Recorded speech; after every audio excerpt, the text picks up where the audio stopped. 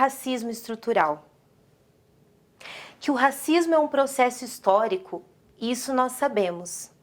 E quando falamos de estrutura, significa que isso está em bases sociais e que alguns pensamentos e tratamentos são vistos como normais na nossa sociedade. Quando nós pensamos nesse racismo estrutural, nós devemos pensar quais as bases e quais lugares essas pessoas negras estão inseridas e vivenciando esse tipo de racismo. Quando nós falamos desse racismo, nós devemos pensar também nos danos e de que forma realmente isso está ocorrendo. Eu me lembro que quando eu tinha 15 anos na escola, eu sempre usava o meu cabelo muito preso. Eu não conseguia deixar ele solto. E na época eu não usava nem cabelo Black Power e nem as tranças. Porque afinal naquela época o estereótipo de cabelo liso ainda era visto como certo e como bonito. Então por esse motivo eu prendi o meu cabelo por muito tempo. Lembrando que o cabelo Black Power, ele é visto como um símbolo de resistência negra. Naquela época, eu comecei a ter um pouco mais de afinidade com a cultura social, a cultura de rua chamada hip hop. Foi aí então que eu comecei a me inserir e descobri o rap, que foi uma forma que eu consegui de me encontrar. E através das letras de rap, eu comecei a colocar todo o meu sentimento e todo o meu pensamento. Através das letras de rap, eu conseguia entender qual era o meu lugar na sociedade como mulher preta. E foi então que eu comecei a construir a minha identidade. Foi através desse movimento. Quando a gente fala de racismo estrutural, a gente entende como o que as pessoas pensam, aonde estão essas pessoas negras e o que elas realmente sofrem. Infelizmente, o racismo, ele é algo que deixa marcas. Então, quando a gente fala disso, a gente também fala dessa violência que as pessoas negras recebem. Violências psicológicas e também físicas. Os dados do IBGE dizem que 54% da população brasileira são declarados negros e negras. E que, de acordo com os dados da Atlas de Violência, 77% das vítimas de homicídios são negros, em sua maioria homens negros. A violência contra a mulher também é alarmante. Mulheres negras sofrem feminicídio e violência doméstica, em sua maioria. Quando nós pensamos nessa estrutura, nós trazemos esses dados de violência a essas pessoas negras. Todos os dias. Existe um impacto dentro desse racismo e dessa violência. Impactos na saúde mental. Quais os traumas e que tipo de problemas psicológicos essas pessoas podem ter?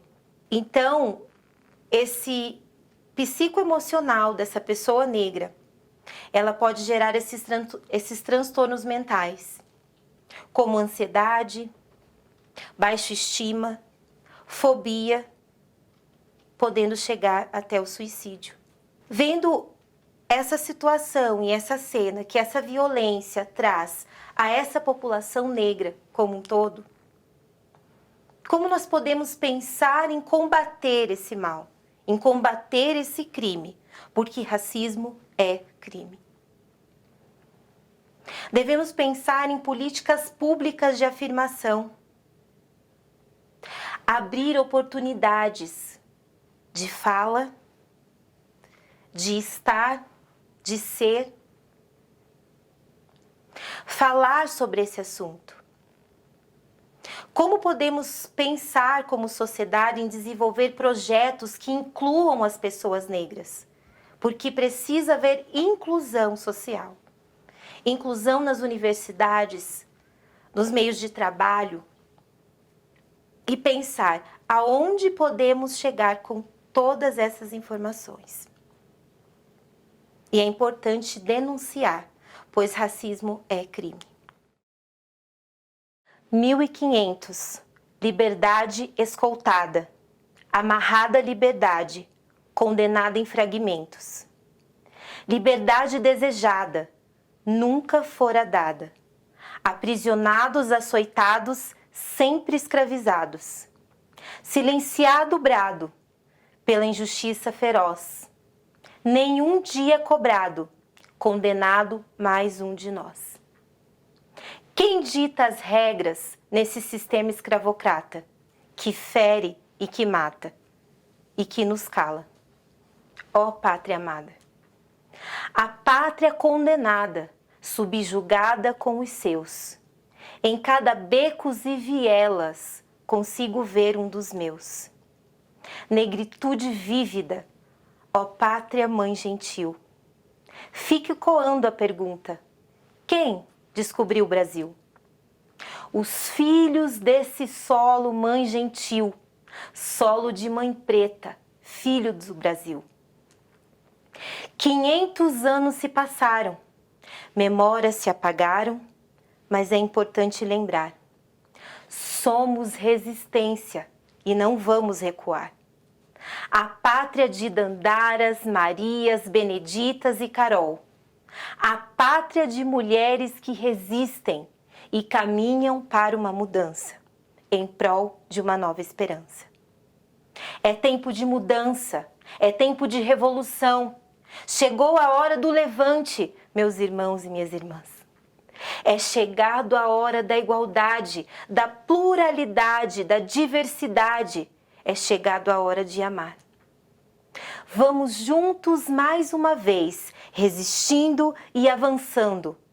Vamos juntos caminhando e declarando que vença o amor e não o ódio. Que vença a paz, a liberdade e a justiça.